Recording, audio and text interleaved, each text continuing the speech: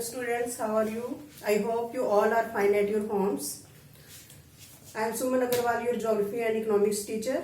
Today we will start economics lesson 2 of class 10, sectors of Indian economy. ठीक है, हम second chapter पहले शुरू कर रहे हैं क्योंकि ये चैप्टर आपका जीएस टेस्ट में आना है. तो फर्स्ट चैप्टर हम बाद में करेंगे, सेकंड चैप्टर आज शुरू करते हैं. तो चैप्टर का नाम क्या है? Sectors of Indian economy. Economy क्या होती है? किसी भी कंट्री को हम इकोनॉमी बोलते हैं. उसमें जो मनी से रिलेटेड जो भी एक्टिविटीज होती हैं उनको इकोनॉमिक एक्टिविटीज बोलते हैं. तो किसी भी कंट्री में जो वहाँ के लोग हैं वो अपना मनी अर्न करने के लिए मेनली 3 सेक्टर्स में काम कर रहे होते हैं: प्राइमरी, सेकेंडरी एंड टर्शियरी.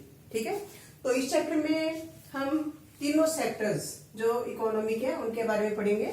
तो सबसे पहले आज हम इंट्रोडक्टरी पार्ट इसका शुरू करते हैं. तो किसी भी कंट्री में जो है सेक्टर्स कितने होते हैं? 3 सेक्टर्स होते हैं: प्राइमरी, सेकेंडरी एंड टर्शियरी.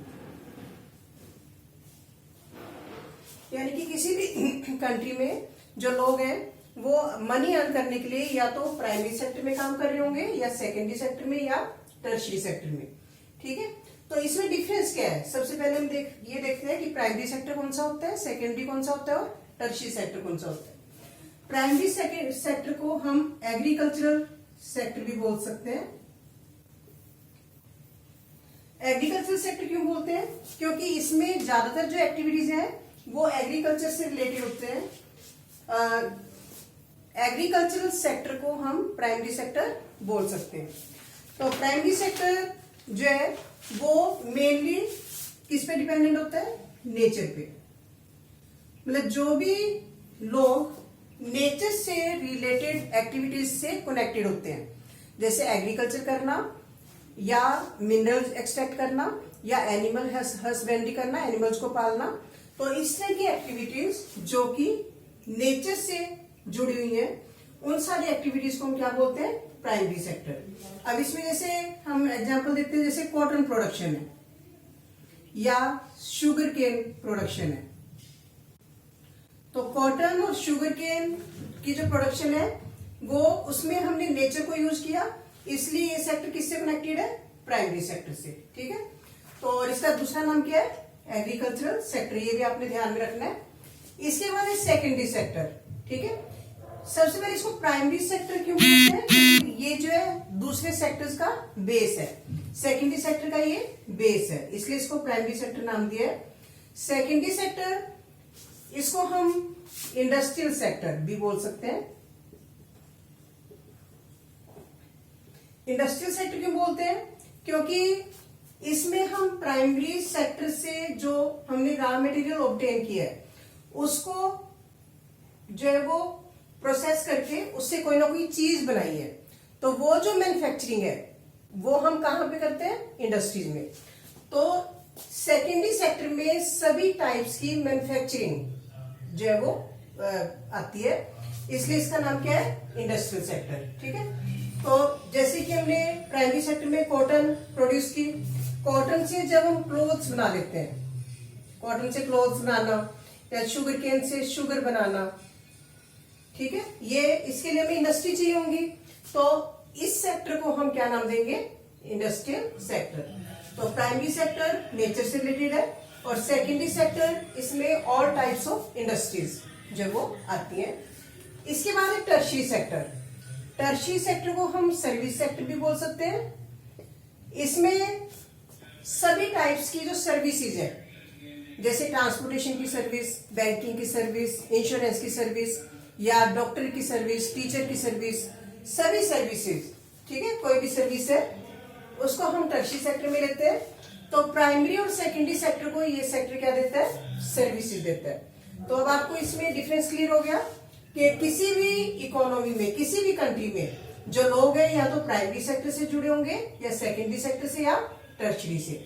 यानी या तो वो एग्रीकल्चर कर रहे होंगे या नेचर से रिलेटेड काम जैसे माइनिंग करना या एनिमल हस्बेंड्री करना वो कर रहे होंगे, या फिर वो किसी इंडस्ट्री में काम कर रहे होंगे या किसी ना किसी टाइप की वो मैन्युफैक्चरिंग कर रहे होंगे, वो सेकेंडरी सेक्टर में आएगा। या फिर वो किसी ना किसी तरह की सर्विसेज प्रोवाइड कर रहे होंगे, या तो वो जैसे कि ट्रांसपोर्टेशन की सर्विस दे रहे हैं, बैंकिंग की, इंश्योरेंस की, किसी भी तरह की सर्विस, टीचिंग की, डॉक्टरी की या लॉयर की, कोई भी सर्विस हो सकती है। तो सारी सर्विसेज छोटी से लेकर बड़ी तक सर्विसेज वो किस सेक्टर में आती है? टर्शियरी सेक्टर में। ठीक है, तो 3 सेक्टर है ये। अब ये जो नेक्स्ट आपका ये टॉपिक क्या है कि जो तीनों सेक्टर है, प्राइमरी, सेकेंडरी और जो टर्शियरी सेक्टर है, वो क्या है? इंटरडिपेंडेंट, इंटरडिपेंडेंस ऑफ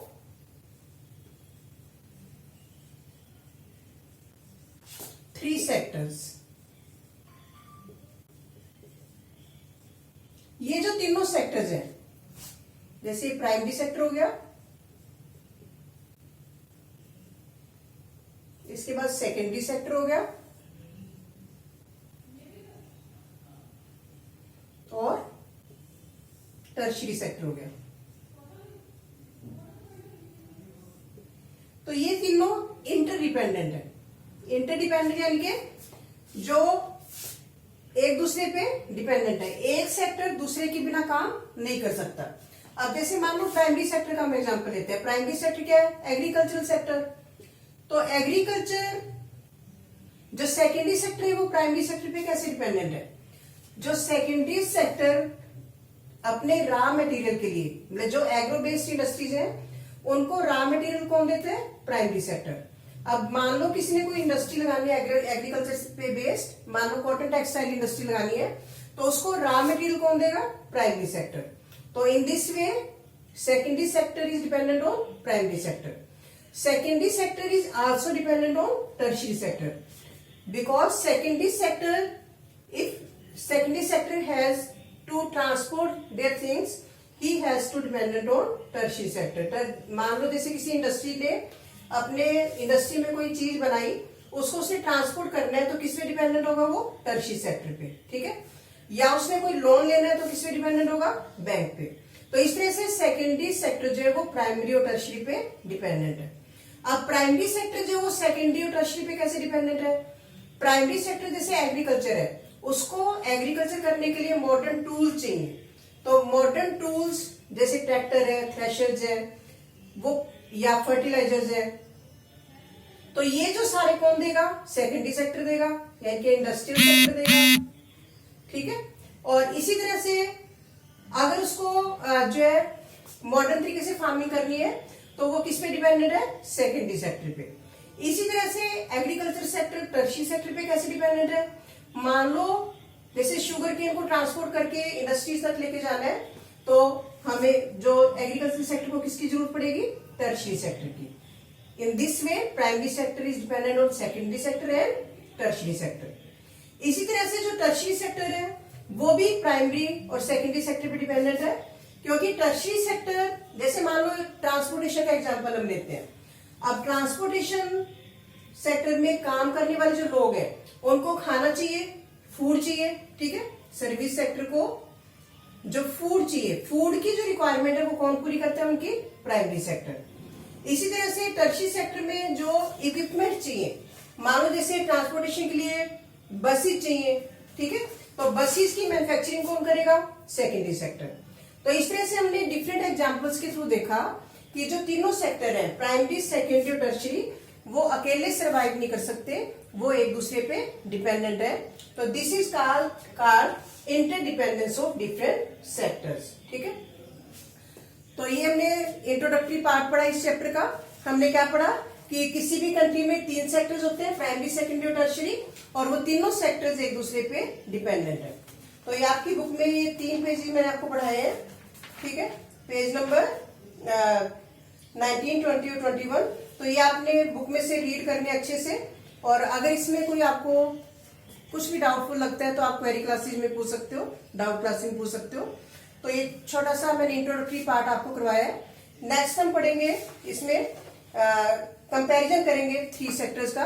तो ये चैप्टर थोड़ा वास्ट है और समझने वाला है, तो आपने इतना याद करना है। इससे रिलेटेड मैं जो भी क्वेश्चन बनते हैं आपको दूंगी और उसके अपने नोट्स बनाने हैं। Thank you.